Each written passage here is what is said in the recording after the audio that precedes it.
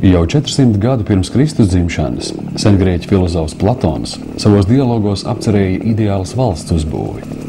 Un valsti Platons vēlējās radīt sākot tieši no pavalsnieku amatiem, jo neviens taču nespēja iztikt ar pašu izgatavoto. Un domātājs Platons parēķināja, ka vismazākās valstiņas izveidē būs vajadzīgi veseli 4 pilsoņi – audējs, namdaris, zemkopis, kurpnieks. Bet valsts pārvaldītājiem jābūt tādam, kas spējīgi saskatīt, kā nosargāt likumus un valsts iekārtu. Viņam ir jābūt filozofam. Latvijas Republikas profesiju klasifikators – grāmata, kur katrs pilsonis var atrast savas nodarbošanās apzīmējumu. Starp citām vienkāršām, sarežģītām, unikālām profesijām klasifikatorā atzīmēts valsts prezidenta amats ar 1. kārtas numuru.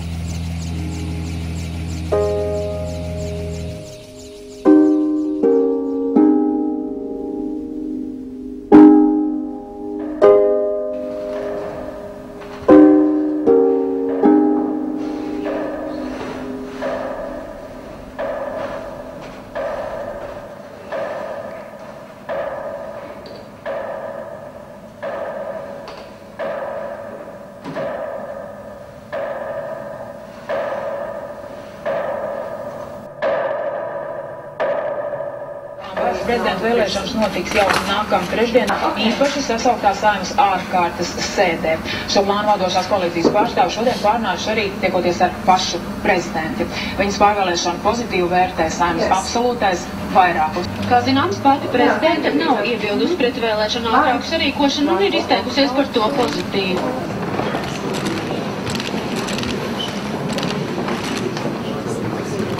Es jau biju arī tāpat kā šobrīd teikusi, jā, ja man aicina kandidēt, man atbildi, jā, es esmu gatava, es jūtos spējīgi to darīt, labprāt to darīt, un pārējais nav manās rokās. Un tā tad, kā lai to saka, es savu likteni nodevu, laimes liktenis rokās un Saeimas deputātu rokās. Kāds būs tas balsošanas rezultāts, nav zināms, jo balsošana tomēr ir aizklāta, un šādos gadījumos deputāts ļoti nelabprāt atklāja to, kā viņi ir balsošana. Parasti žurnālisti jautājumiem izdarīts ar kādu ironisku vai tādu mājienus dodošu atbildi.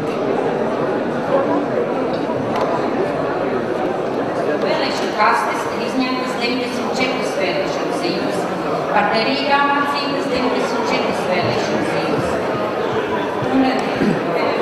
Vēlēšana kastē divās apdzīvotās aploksnēs nebija ieliktas vēlēšana zīmes. Pret kandidātu balsot 6 vēlēšana zīmēs. Par Vaigu Vīti Breiveri nobalsojuši 88 deputāti. Saskaņā ar Saeimas kārtības druļa 26. panta 3. daļu Vaiga Vīti Breiveri ievēlēta ar 88 balsīm par valsts prezidentu.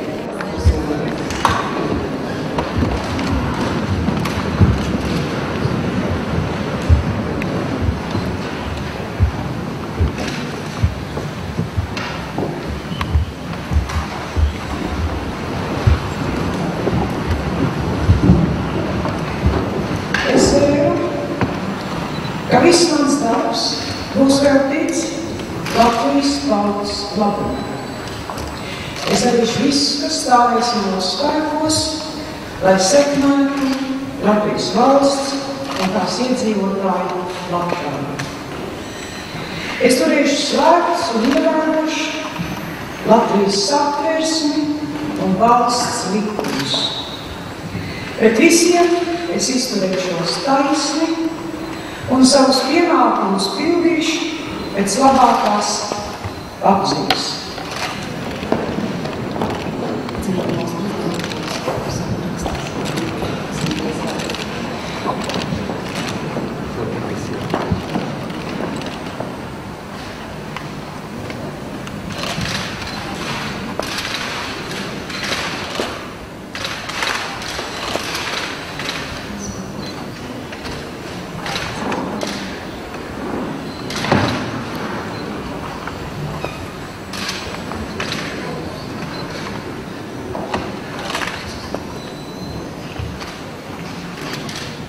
Četrus gadus atpakaļ stājoties amatā, Es citēju mācītāju Gustavu Bergmaņu 200 gadus atpakaļ teiktos vārdus.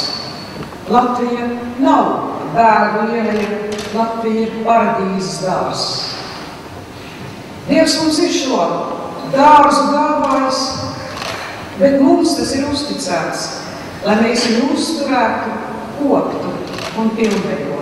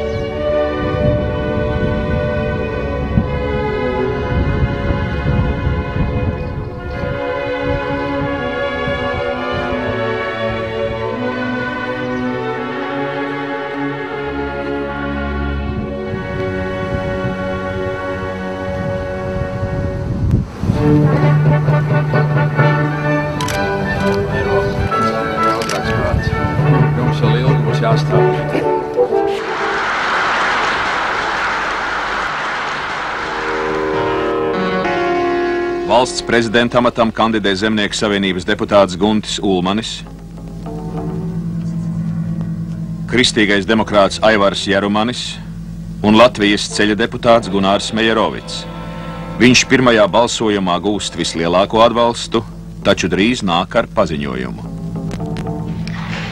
Godējamie Saeimas deputāti, patreiz mēs esam apstājušies, un tomēr mums ir jāiet tālāk, jāatrod kompromisi.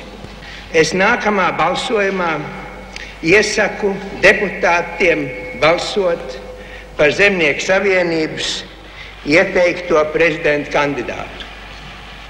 Līdz ar to es atsaucu savu kandidatūru valsts prezidenta amatam. Paldies!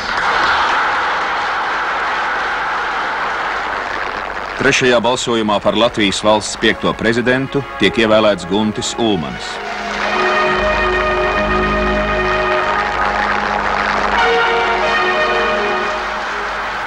Es domāju, ka pat cik es esmu vienmēr grozījies un dzīvi man piespied strādāt pašas dzīves, tā sakot, zemākajos slāņos. Starp strādniekiem un zemniekiem un es nebiju nec nomenklatūrā, nec akadēmiskajās aprindās. Tas palīdz tev pēc tam izprast situāciju, kaut vai tev nav šīs zināšanas varbūt kādreiz. Es domāju, ka nekad tādi 6 gadi nekad nebūs nevienam valsts prezidentam, pat nākamajiem 5 kopā. Nebūs tas jāizdara vai tas jāpārdzīvo to, kas man bija pirmajos 6 gados jāizdara. Un faktiski izlādēšanās nebija. Bija diena nakts, un uz priekšu, un apstāties nevar. Un tāpēc es tagad jūtos brīvu. Bet es gadu laikā vēl neesmu atbrīvojies no tās spriedzes. Gadu laikā. Es tā iekšēji jūtu, kad es jūtu gandarījumu malku cērtot un zem rokot un baļķis vedot un vienalga ko. Tikai ne ar politiku. Tikai es vēl pieskaros tai politikai, man tā kā tas smagi paliek. Un acīm redzot, ir viss tas atjaunošanās vai... Es nezinu, vai man politika patīk vispār. Tev ir jautājums, jo es tik tālu pārēdies tik īsā koncentrētā laikā. Un tad jau nāk arī 4 prezidenti – Klintons, Ulmanis, Nerī un Brazauskas.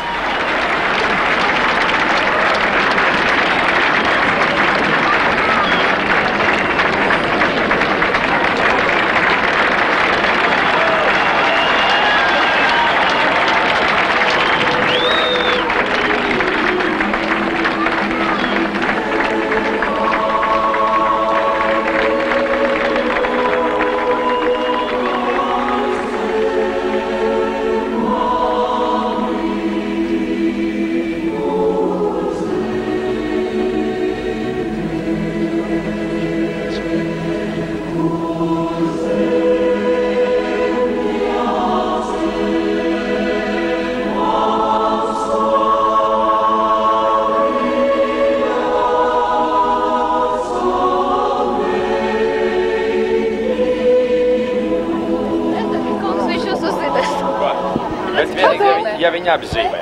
Nu jā, ka viņi ap divi. Dobro. Dobro, jā. Ar pirmais šodien. Es tiešām līdzīgi skatos. 300, tas ir $50, jā. Faktiski ir interesanti, ka var darīt daudz smagas un nopietnas lietas, un ja tu viņas korekti izdara, viņi pēc laika aizmirstās. Bet kādreiz to var palaist mazu neveiksmīgu jociņu, tāds, kas paliks 10 gadus uz priekšu, ko nevar izskalot nekādas strauti, nekādu ūdeņu vairāk. Bet tā ir arī pieredze, tā ir arī dabas dot pieredze, zināmā mērā. Būt uzņēmīgam, bet piesardzīgam.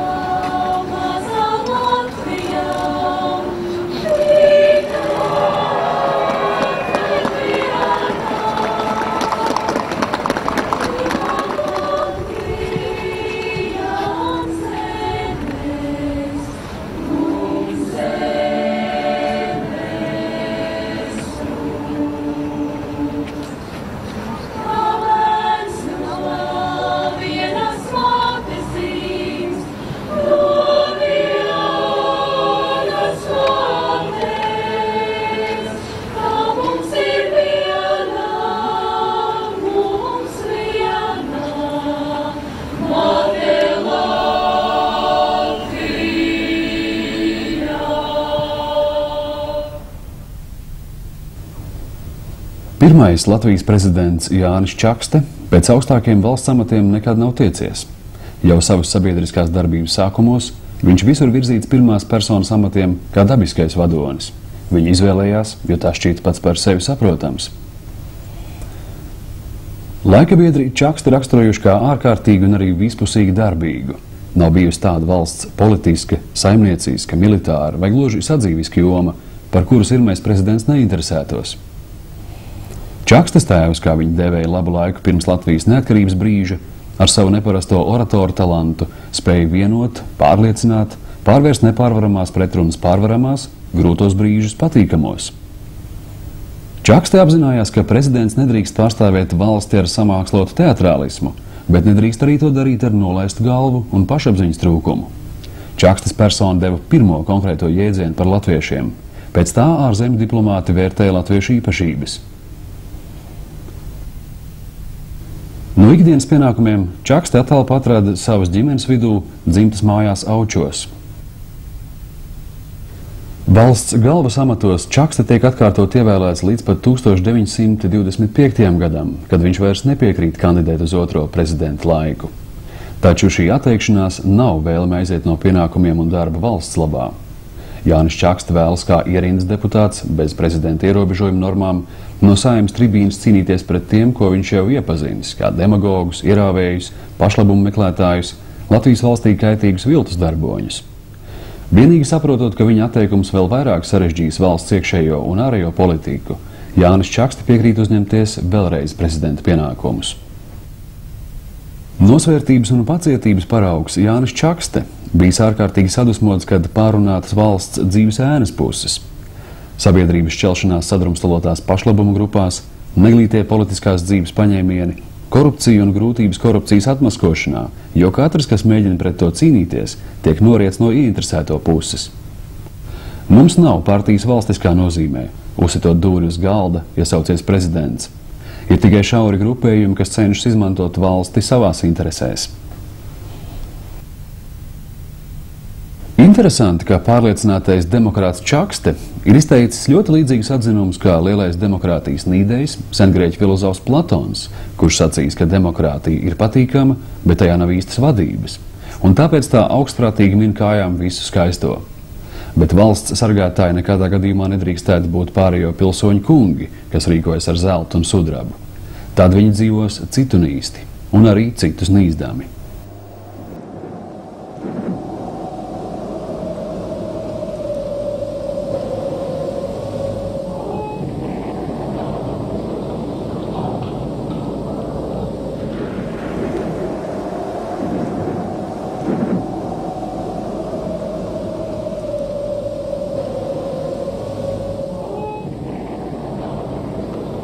Tauta, tu esi stipra savā dzīvības spēkā. Tu esi.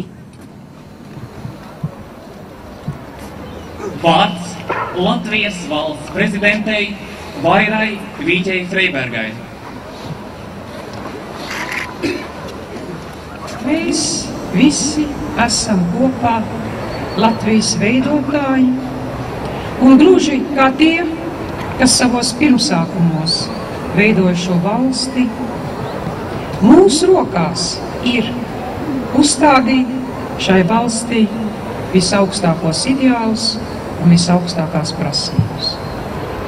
Man šķiet, to prasa mūsu pašu gods un mūsu cieņa pašiem pret sevi, jo cienot savu valsti, mēs cienam paši sevi.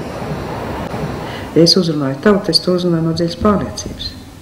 Un te, saprotiet, nav runa par kaut kādu te jautājumu, ko es tagad izgudrošu, varbūt kaut kāds, es nezinu, man kaut kāds mēdīja, teiksim, birojs vai ne, kaut kāds konsultantu birojs izveidos kaut kādu tēlu, ko es tagad prezentēšu Latvijas tautai un kā. Tāpēc tas tā nestrādā. Tas darbojas tiešām no cilvēka dziļas pārliecības par to, kam viņš tic un kā viņš tautu uzrunā. Man liekas, un ka tauta dzird to pārliecību un saklaus patiesīgumu runātāju balsī. Tas ir tas, kas rada šo attieksmi, ka viņi man uzticās. Viņi man ir uzticēsies kā cilvēkam, kas runā to, kam viņš tic. Mēs esam stipra tauta. Sakiet lūdzu visi kopā, mēs esam stipri. Mēs esam stipri. Mēs zinām, ko mēs gribam. Un ko mēs gribam, to mēs varam. Ko mēs varam, to mēs daram. Mēs iesim un darīsim visi, lai Latvija būtu skaista, lai Latvija būtu dižana, lai Latvija būtu varana. Ne tikai tauta, bet valsts. Un ne tikai hokeja spēlēs, bet varbūt arī dziesmu svētkos mēs varētu teikt Latvija, Latvija, Latvija, Latvija, Latvija, Latvija, Latvija, Latvija, Latvija, Latvija, Latvija, Latvija,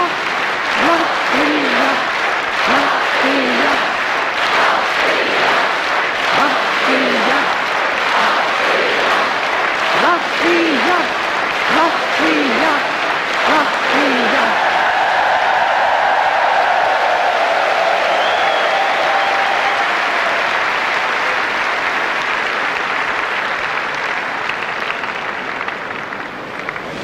Latvija nacionāla un daļa, bet arī varana un spēcīga. Pareizi un patiesi tā mums ir jāsaka. Nacionāla daļa un spēcīga varana ir un lai būtu mūsu valsts.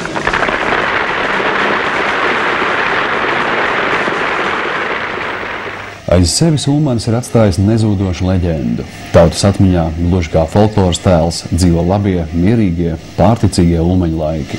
Tauta, apliecinādama savu kopību un sadarību, uzgavinēja savu padomību no visas. 1934. gadā, pēc paša rīkot un nav ko noliegt nevainojami, bez upuriem, bez protestiem, toties ar pašmāju un Eiropas apsveikumiem paveikt apvērsuma, Kārlis Ulmanis jau ir ne tikai ministru prezidents, bet arī tautas vadonis. Tā viņu vispirms nodēvē iztapīgā prese. Pret šādu cildinājumu Ulmanis neiebilst, un dažādu tautas slāņu, ar lielāku vai mazāku sajūsmu, ar lielāku vai mazāku ironiju atkārtots, šis tituls Ulmani pavada tālākās gaitās.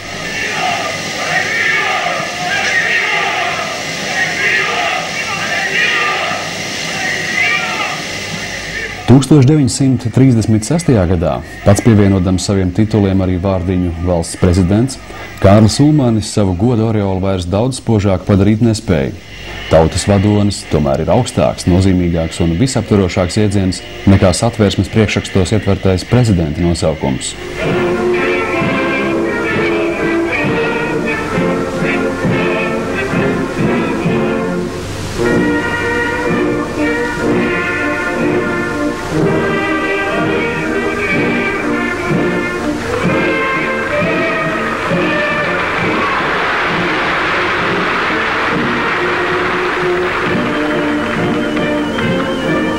Nebūtu godīgi arī salīdzināt Kārļa Ulmaņa paveikto ar citu Latvijas pirmskara un atjaunotās neatkarības prezidenta darbību. Pilnvaras un iespējas īstenot personīgo politiku un vienpersonīgi virzīt valsts saimniecisko darbību ir pārāk atšķirīgas un pat nesalīdzināmas. Nereti Kārlis Ulmanis ir dēvēts par varas kāru, arī par godkāru. Tas it kā izskaidro viņu iecerēto un izpildīto apvērsumu. Tas it kā pamato arī vērienīgu svētku rīkošanu ar dažādiem nosaukumiem un devīzēm, ar plašu tautas līdzdalību un tautas vadoņu uzrunām. Tomēr vai nav dīvaini, ka tiek plānots un izdarīts noziegums, jo pēc likuma apvērsums bija smags likumpārkāpums, lai vienkārši iegūtu iespēju netraucēt un nenogurstoši darboties valsts un tās cilvēku labā, nepiesavienoties sev mantu un naudu, kā arī nenogalējot citādi domājošos, un iegūto, neierobežoto, autoritāro varu izlietot, lai dzīvotu samērā pieticīgi un sev tā arī nepaņemtu nekā tāda, ko būtu vērts pieminēt vēsturei vai nelabēļiem. Ulmanim nebija ģimenes. Reiz jautāts, kādēļ viņš nav apņēmis sievu, prezidents esot atteicis. Esmu apprecējis Latviju, un ar to man pietiek. Iespējams, tas nebija vienīgi humors. Varbūt Ulmaņa mīlestība pret Latviju valsts vīram tiešām aizvietoja ģimeni, cilvēciskā nozīmē. Taču mīlestība ilgojas pēc pretmīles. Tādēļ godināšanu un sumināšanu, tautas svētku pacilātību, Ulmanis varēja uzņemt ne tikai kā nodevu valsts vīru personībai, bet arī kā viņam dāvātas daudz dziļākas pretjūtas, kas spēj dot dzīves piepildījumu. Tomēr viņš ir atstājis arī neatminētus noslēpumus, pats par savu būtību. Arī to, kā nešaubīgs patriots, nenoliedzami talantīgs valsts ēkas būvētājs, spēja šo pašu valsti noārdīt, palīdzot 40. gada okupantiem un to marionetei Kirhenšteinam, bez jebkādas piepūles pārņemt varu un pat prezidenta amatu. Bez valsts vīru un vadoņu tālredzīgas diplomātiskas veiklības, viltības, gudrības attiecībā tieši uz savu atbildību, savu institūciju, personu, galu galā uz patiesību par lielo austrumu kaimiņu kā visīstāko plēsoņu, kurš ar Ulmaņa ziņu tautai ilgstoši tika krāsots rožainās krāsās, kā Latvijas īstākais draugs. 1940. gadā valstī tik traģiskajā brīdī, kad reizē ar austrumu kaimiņu ultimātiem Latvijā birst iekšā neskaitājumi okupantu pūļi, Ulmanis paliek viens. Viens ar savu neierobežoto varu, kurai vairs nav ne santīmu vērtības. Un Ulmanis paklausīgi paraksta okupantu rīkojums par neatkarīgās Latvijas noārdīšanu un arī iznīcināšanu. Ulmaņa novēlējums "Es palikšu savā vietā, jūs palieciet savā" izrādījās vienīgi un tikai veikls vārdu salikums. Jau drīz Kārlis Ulmanis tika deportēts uz pašu slavēto Krievijas impēriju, lai nekad vairs neatgrieztos. Bet tautai vieta savā dzimtenē tā īsti neatradās pusgadsimta garumā. Vienīgi tautas atmiņā palikušos Ulmaņa laikus okupanti nespēja ne apcietināt, ne deportēt, ne iznīcināt.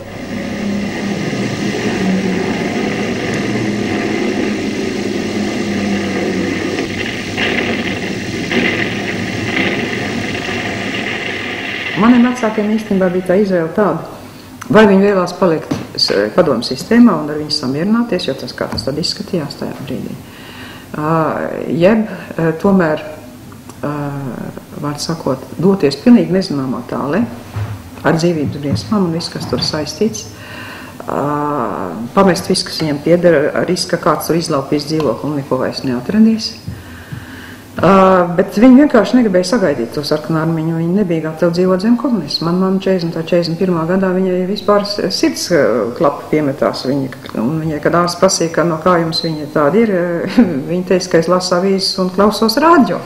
Un ārsts saka, tas jums ir fiziska sirde, nav kaita, tas ir no nerviem. Un vienīgais, kas jums var ieteikt, ir radio neklausīties un avīzes nelasīt. Mēs saprotiet, kas tā pa dzīvi. Viņi to ļoti pārdzīvojuši, visu šos melus, šo šausmīgo to totalitāro sistēmu, kas noliedz visu latvisko, kas iepriekš bija bijis. Viņi bija ļoti patriotisks cilvēks, kā jau tajā laikā jaunieši saudzināja, vai ne? Maniem vecākiem tā tad uzreiz nāca tā ziņa, ka jā, ir kaut kāds transports, kas tagad dodās prom no Rīgas, 10. oktobra agrā rītā. Ja mēs varam tur aiziet pie kādiem paziņām Lačplēša ielas galā, ar to, ko rokās varam panest, tad varam uzkāpt šajā kaut kādā smagā transporta mašīnā un doties no Rīgas prom. Un tas nozīmē, ka mums bija tāpat, ka tiem, ko izsūtīja uz Sibīriju, mums bija būtībā dažas stundas, ko izlemt, braucam vai nebraucam. Un mums bija izvēle braukt vai nebraukt, bet izlemt, ko mēs līdzņemsim. Un, ka man pateica kā bērnam, tātad tu vari paņemt to, ko tur vienā rokā nesķi, otrā rokā tie būs Jānis Kofrīts, kur māsiņai ir autiņums iepīts un tā. Un tad izvēle, vai es ņemšu savu lāci, vai savu jauno lēli, vai savu veco lupatlēli. No citām mantiņām man neko negribēja ļaut līdzi, un es teicu, vai es nevaru kaut ko tādā, man bija tāda maza somiņa, ko uzkāpt plecos, kaut ko tur ielikt tajā somiņā. Arī otrs, kas ir, kad šķirties no cilvēkiem, ka man bija tā intuīcija, kas atradījās no savas auģtēva mātes, no savas Rīgas omams. Man uzreiz nāca tā atklāsme iekšējā, ka es no viņas atrados un vairs neredzēšu. Un tā kā mēs katru soli, ko gājām pa Lačplēša ielu, man bija tāda iekšēja sajūta, ka katrs solis, ko es te speru, man vēl tuvāk tai šķiršanās brīdim, ka es no savas mīļotās omams dabūšu šķirties, un ka katrs solis padara to mūsu kopā būšanas laiku īsāku. Es to kā bērns, kad bija 6,5 gadu, saprotu, man uznāca tāda atklāsme un tāda intuīcija, ka tā tas ir.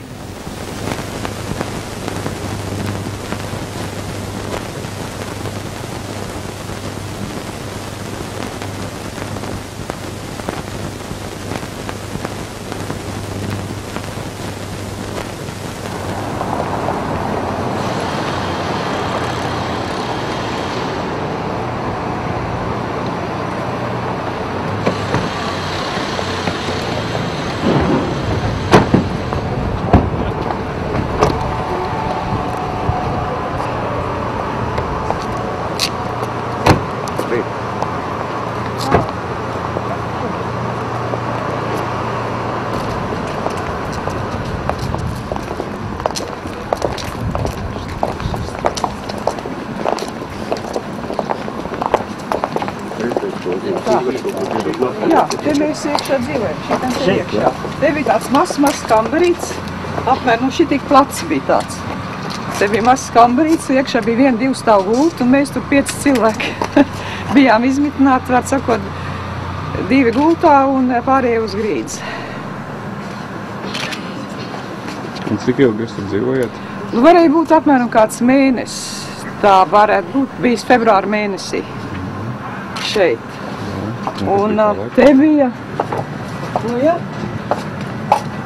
tās durvis, man liekas, ka ir apvietotas. Tās nav tās durvis, kas toreiz vai 45. gadā.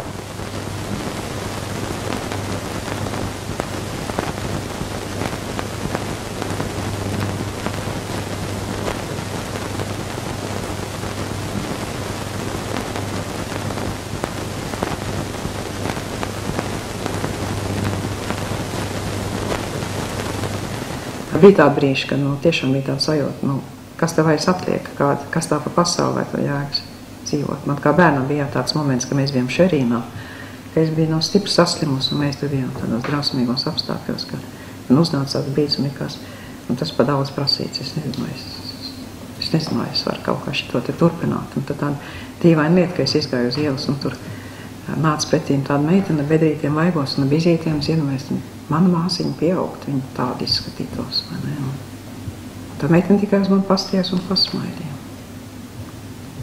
Saula iznāca ar mākoņiem.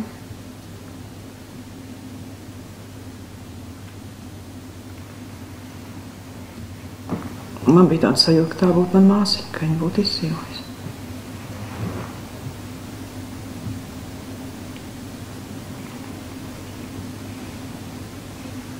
Un tādā dīvaina sajūta bija, ka it kā viņi teikt, katram savs liktenis un to jādzīvo. Kāds man ir? Man bija lemts nepārdzīvot, tev lemts dzīvot, un tev ar to jādzīvo. Katram kaut kāds varbūt,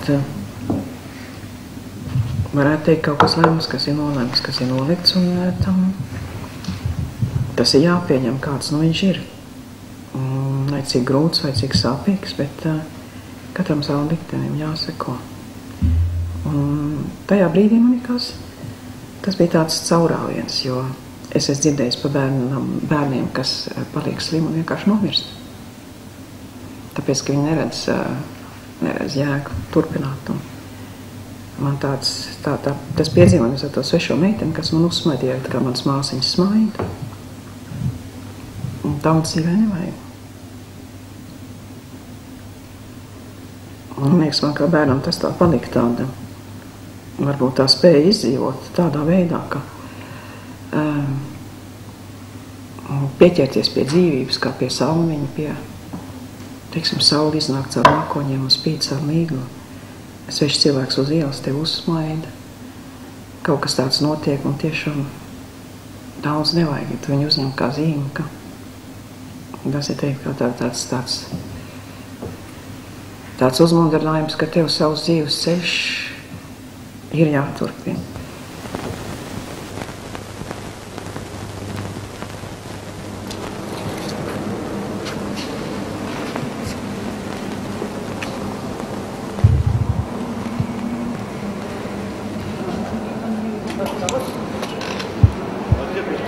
Ohne ein Bild zu machen, einfach weg hier.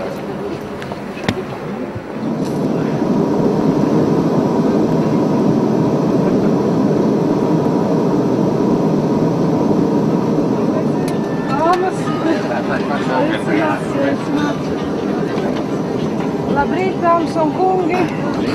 Es sveicu jūs šīs ļoti nozīmīgās vizītes sākumā, kas, protams, mums būs arī ļoti neparasti grūta, jo jūs saprotiet, ka starptautiskā situācija mums saspīlētāka nevarētu būt. Arī viedokļu ziņā mums ar Vāciju nav vienādi, tātad jums ir jābūt īpaši šarmantiem, pašpārliecinātiem, draudzīgiem, un es novēlu visiem, lai tomēr viss turpinās, lai jums šķirās un derās visur, kur jūs dodaties, lai jums atstājiet brīnišķīgu iespaidu un lai no šīs vizītes rodās pozitīvas saknes. Un sakas mums visiem, jā, un valstīm.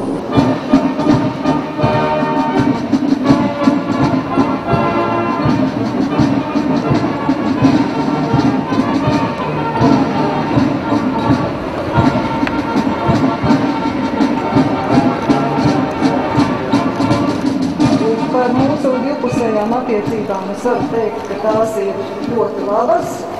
Latvija kļūs par Eiropas Savienības dalību valsti, par to mēs esam vienmēr iestājušies un iestāsimies arī turpmāk.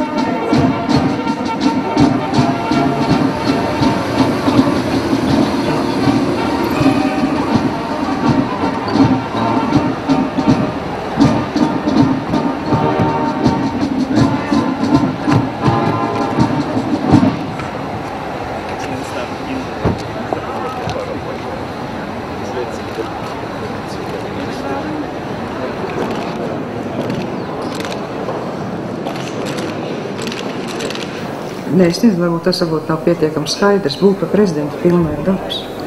Tas ir pilnlaika darbs. Ne tikai no 9 līdz 500, tas pilnlaika darbs 204 stundas dienā. Un tās problēmas, kas nāk prezidentam priekšā, jūs saprotat, katru dienu.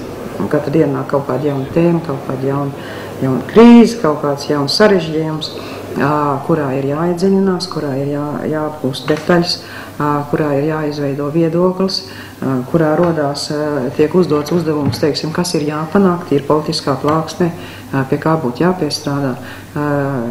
Tas prasa pats par sevi milzīgu enerģiju un milzīgu koncentrēšanās, tas prasa ārkārtīgi lielu ieguldījumu tīri dokumentācijā, papīra lasīšanā, darīt un sarunās ar ļaudīm un kontaktos.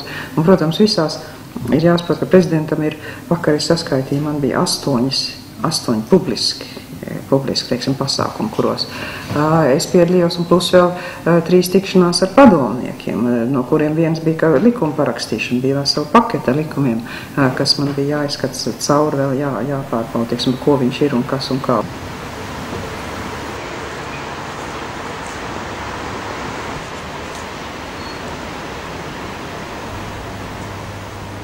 Ieskatāmies prezidenta Alberta Kvieša pašrocīgi reģistrētajās un parakstītajās darba kārtības lapās. No 21. augusta līdz 14. septembrim skatām 4 ieraksti. Pasākumi notikuši caurmērā pa vienam katru 6. dienu. Valsts svētki ir katrai tautai ievērojamākā un svinīgākā diena. No valsts pastāvēšanas pirmajām dienām līdz brīvības cīņu noslēgumu.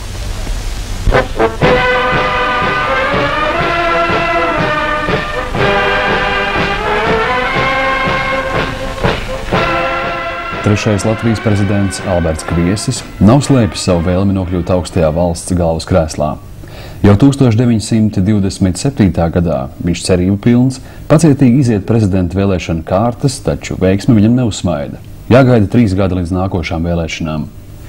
Tad atkal neskaitāms vēlēšana kārtas, nospiedoša garlaikota vēlēšana atmosfēra, neauglīgas debates, skolnieciski deputāti starpsaucieni, daudzas pārņēmusi apātija. It kā nejauši sagadīšanās dēļ Kviesis tomēr tiek ievēlēts. Ilgstošas pacietības, uzņēmības, arī nepateicīga politiķa darba piepildīts bijis Alberta Kvieša ceļš līdz augstajam krēslam. Lai gan viņš vienmēr bijis pazīstams sabiedrisks darbinieks, parlamenta loceklis, arī ministrs. Nelabēļi par Kviesu ironizējuši – mūžīgi otrais. Šie vārdi piepildās vēlreiz. Arī būdams prezidents, Kviesis pēc 1934. gada atkal paliek otrais. Šoreiz aiz daudz ietekmīgākā, daudz uzņēmīgākā un tautas suminātā Kārļa Ulmaņa. Varbūt ilgajās politiķa gaitās smēlēs atziņu, ka partiju cīnīņi ir nenovēršami, tāpēc personīgā miera labad ieteicams no tiem turēties atstatu. Alberts Kviesis, kā Satversmē teikts, pārstāvēja valsti, taču ar sirdi un dvēseli ne ministru kabineta, ne Saeimas darbā, ne ārpolitikas lietās neiejaucās. Prezidents braukāja tepat pa Latviju, uzstājās vietēja mēroga pasākumos. Viņš atklāja Jelgavas dziesmu svētkus, Čakstas pieminekli, aizdedz ugunskura aizsargu pulku svētkos, saka runas pilsētas pašvaldības sarīkojumos. Ierodoties Rīgas pilī pie prezidenta, apmeklētājs pārsteidzis Alberta Kvieša nevainojamies iedegumus. Izskatījās, ka prezidents svaigā gaisā uzturas daudz vairāk nekā kabinetā. Savā lauku mājā Penkulas pagastā prezidents stāstīja žurnālistiem: kas man te nekaiš, nekur es tādu atpūtu nebaudīšu. Te ir tāds miers un brīvība, var staigāt kā ērtāk, ļauties saulei un vējam. Žēl, ka maz laika iznāk te uzturēties. Arī svētdienās man dažreiz rausta uz visādiem pasākumiem.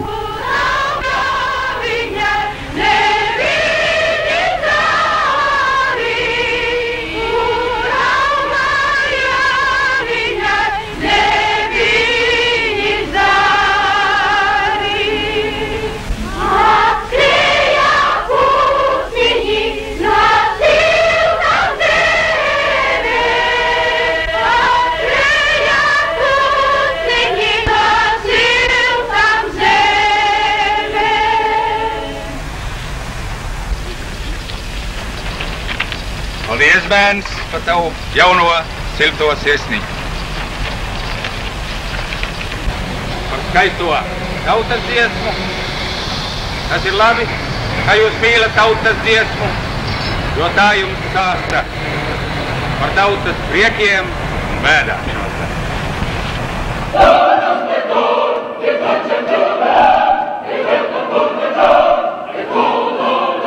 Gandarījumu par ilgo un grūto ceļu līdz prezidenta krēslam Alberts Kviesis smēlās klasiskajā mūzikā.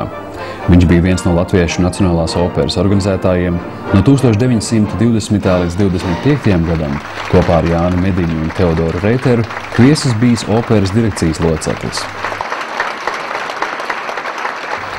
Prezidenta amats izrādās sūrāks nekā cerēts un neparedzētajiem apgrūtinājumiem traucēts. Gluži savādāk viss notiek mūzikā. Ne opera, ne operārijas nezaudē savu burvību laika un pārmaiņu gaitā. Drīzāk gan otrādi.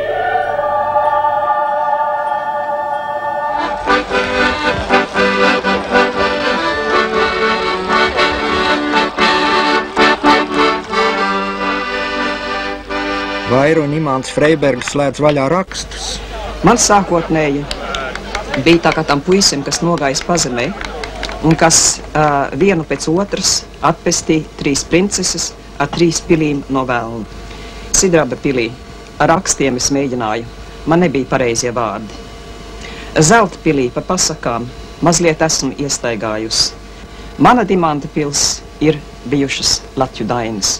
Un man šķiet, ka tām man ir bijuši pareizie vārdi, un tā ir tā, kur mans darbs ir atkal celt no pazemes dzīlēm augšā. Dainās ir tik ļoti daudz iekšā, ka man šķiet viena mūža jau nepietiek. Un kamēr darbs turpinājās lielo dainu masīvu kopā vācot, mēs sākām veidot mazāku kopumu, saules dainas. Un tas būtu tā kā tāds mazs paraugs, tā kā mikrokosms no visām lielām dainām. Nu, man izdevās, ka bija Tobago nobeigt to vienu sējumu, kas tagad jau ir iznācis, tāpēc, ka es vienkārši man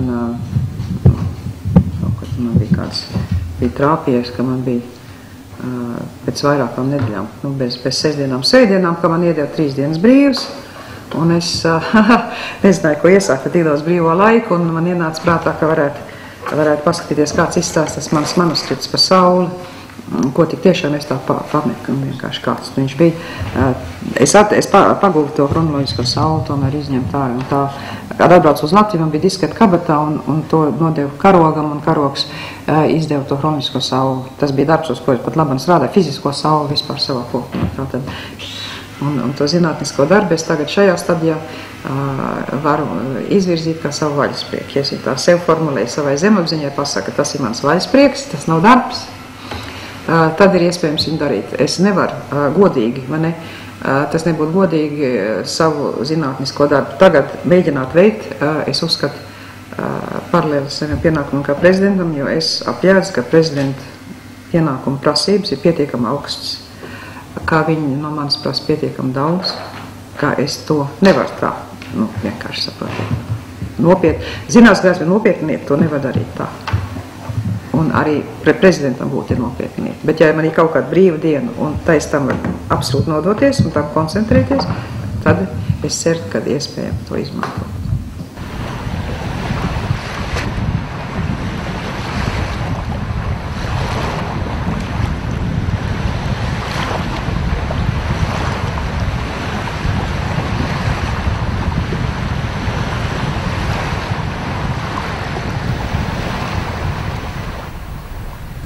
Gustavam Zemgalam vienmēr tūs bijis teātris, māksla, dzeja, taču Zemgala vaļasprieks bijušas arī kārtis. Varbūt arī tām piedaroša tabakas dūmiem piedūmot istaba. Pat brīvības cīņu laikā, kad vācieši apcietina tautas padomes locekļus, Zemgals uz cietumu ir paspējis līdzi paņemt spilvenu, pīpi un, protams, arī kārtis. Šķiet no visiem prezidentiem Gustavs Zemgals vismazāk vēlējās iegūt savu augsto amatu. 1927. gadā viņš bija pazīstams jurists, strādāja par notāru, kamēr Saeimas deputāti bezcerīgās vēlēšanu kārtās ilgstoši un velti meklēja vairākumu atbalstītu kandidātu mūžībā aizgājušā Čakstes vietā. Taču izrādījās, ka pēc Jāņa Čakstes nāves Latvijā vairs nevar atrast tik spilgtu personību, kas prāstu apvienot uzskatus un nolīdzināt pretrunas.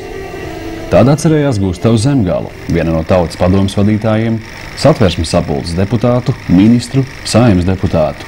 Neitrālu, godīgu, gudru, valsti reprezentēt spējīgu vīru. Tomēr Gustavs Zemgals negribēja nedzirdēt par prezidenta amatu. Viņa sieva Emīlija tobrīd bija smagi slima, un arī augstais gods un amats Zemgalam bija vienaldzīgi. Partiju pārstāvjiem tomēr izdevās viņu pierunāt, pierādot, ka šāds solis nepieciešams valsts stabilitātes labā.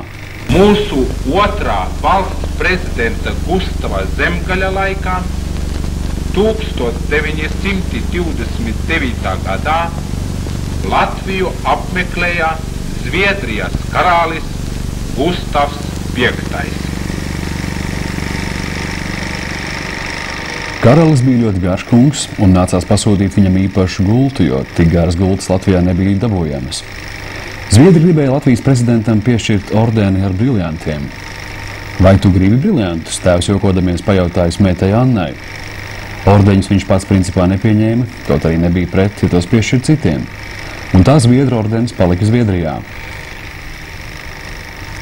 Zemgals bija Brīvības pieminekļa komitejas priekšsēdis. Viņš aktīvi virzīs likumu par brīvības pieminekļa celšanu.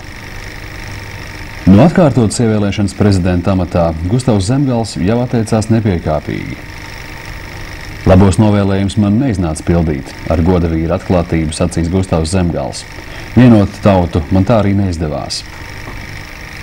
Savām pilnvarām beidzoties, Gustavs Zemgals ar atvieglojumu atstāja aiz muguras Rīgas pils mūrus, piespiedu vientulību un amatu, kas paškritiski vērtējot, viņam nebija atnesis gandarījumu, kaut arī bija pildīts pēc labākās sirdsapziņas.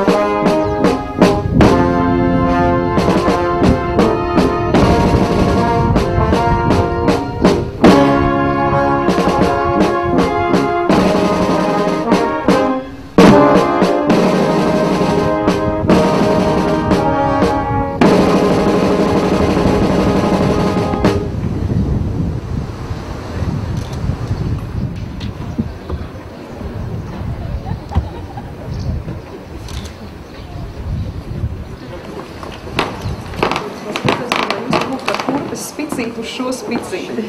Jūs man tā pusītē lūdzu.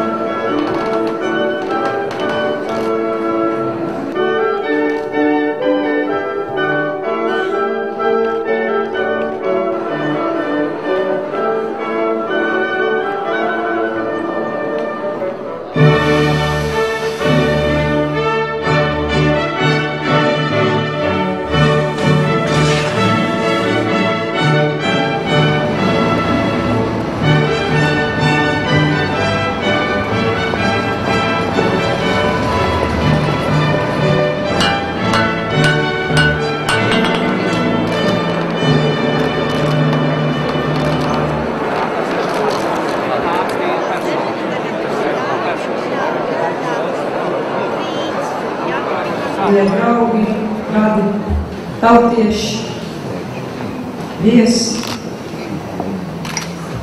Pēc 4 gadiem stāvot atkal šai skaistajā pilī, šais graznajās telpās, es vēlētos sākt ar pateicības vārdiem visiem tiem, ar kuriem man ir bijis tas gods un prieks sadarboties 4 gadu garumā. Paldies manai ģimenei, paldies visiem tiem, kas par mani aizlūdz un sūta labas domas.